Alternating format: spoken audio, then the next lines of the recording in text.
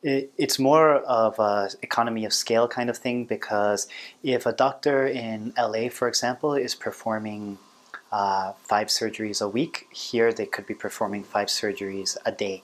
We'll get back to that in just a few minutes. From Asia News Weekly, you're listening to Asia Now, a collection of stories and interviews from the Asia Pacific region.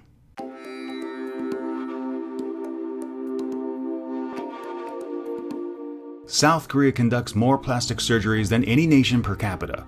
In fact, in addition to trying to promote its music and food, Korea has an app dedicated to medical tourism. Is plastic surgery a sign of a superficial society or something else? It's one topic worth discussing in Asia Now.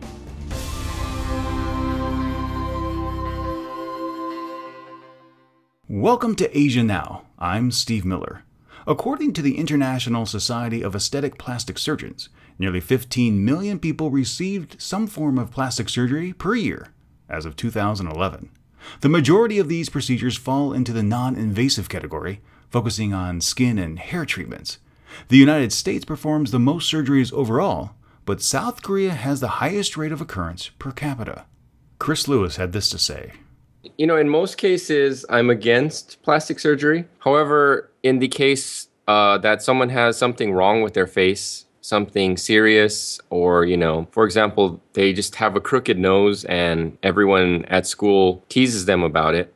Well, I don't think, those kinds of people need to live their entire life being teased for some flaw that they have. So in that situation, I think plastic surgery is necessary. I mean, they don't need to go their entire lives being teased. But, other than that, some people have nothing wrong with them. For example, they just have a typical Korean-style nose, and they just want a high-bridge Western-style nose.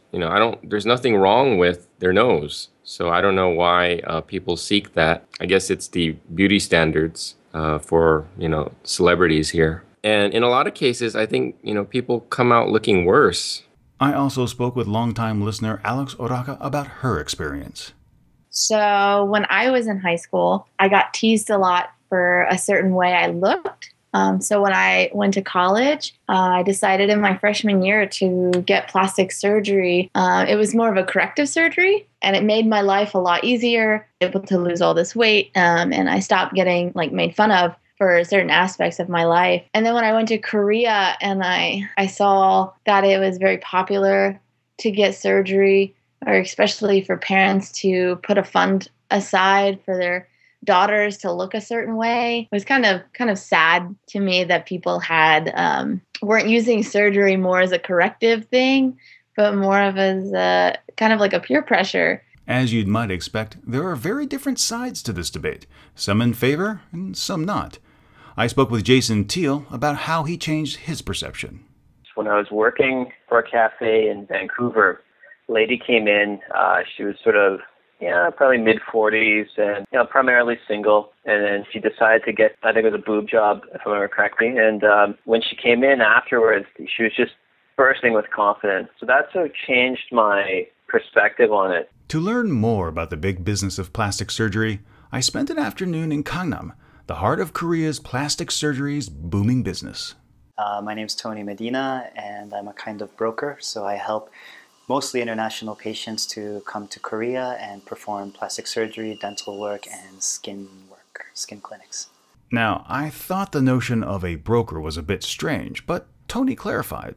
Foreigners are difficult for companies and hospitals to handle. We take up a lot of time, and time is money. If a doctor in LA, for example, is performing 5 surgeries a week, here they could be performing 5 surgeries a day. So, for example, when a Korean comes to the clinic, they already know what they want. They've already researched everything well. They know the price. They know everything. They come in, they get a consultation, and they choose the service or not. But a foreigner comes in, requires several consultations, and needs the doctor's full attention for the entire time, which means that the doctor doesn't have enough time to go to other patients. The doctor needs to spend their full energy on one patient to get their work done quickly so they can leave and go back to their country. So the service Tony provides helps to mitigate that. What do these meccas of plastic surgery look like? Well, I visited 3 separate offices, one specializing in oral corrective measures, an aesthetic clinic, and one that performs breast and other enhancements. I found all 3 to have quiet lobbies, soothing music, and magazines. Everything you'd expect and want from a professional medical center. The surgical facilities were well organized, as were the recovery rooms where patients could stay following their procedures and look down over the crowded streets of Gangnam. Yeah, we are different in several points, but one thing I want to mention is we are using CAD/CAM system. Dr. Bae-chol Min. It means we can achieve our treatment goal in very short time. For patients who visit one day in Korea, we can provide that kind of restoration in short time. South Korea, and specifically Seoul, has several affluent areas, but Gangnam is internationally known for its plastic surgery. I asked Dr. Choi Min why he chose this area for his clinic. 아무래도 여기가 성형의 이제 성형 수술하는 Because Gangnam is kind of center of plastic surgery industry, and he lives really close to Gangnam.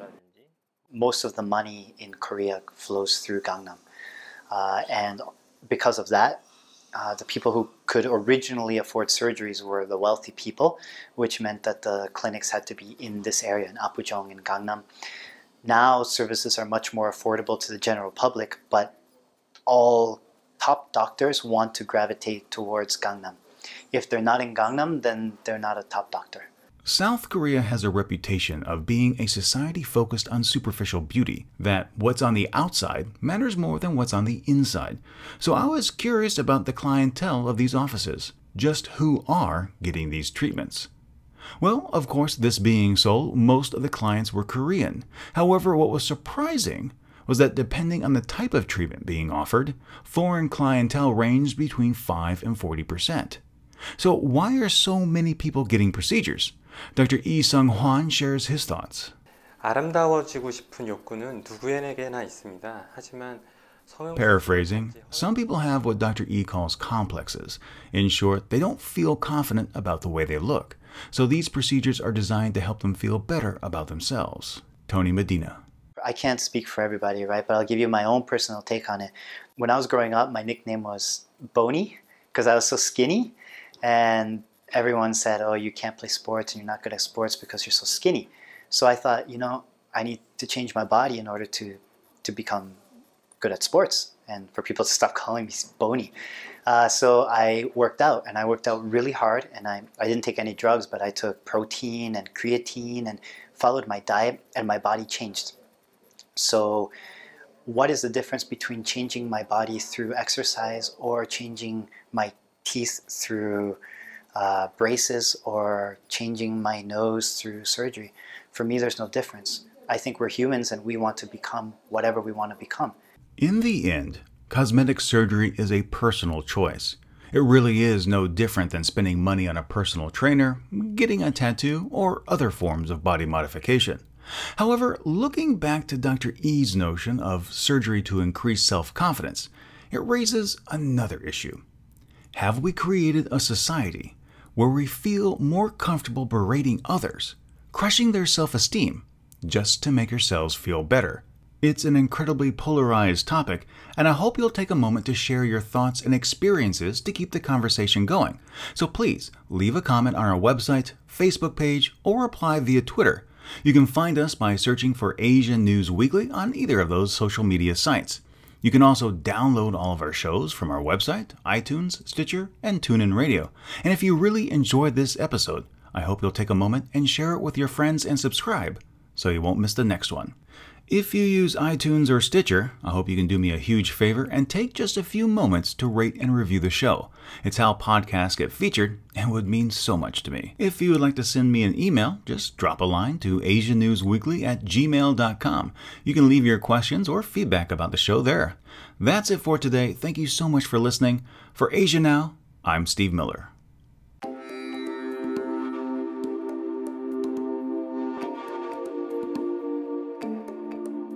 Asia Now is licensed under a Creative Commons Attribution Non-Commercial No Derivatives 4.0 International License.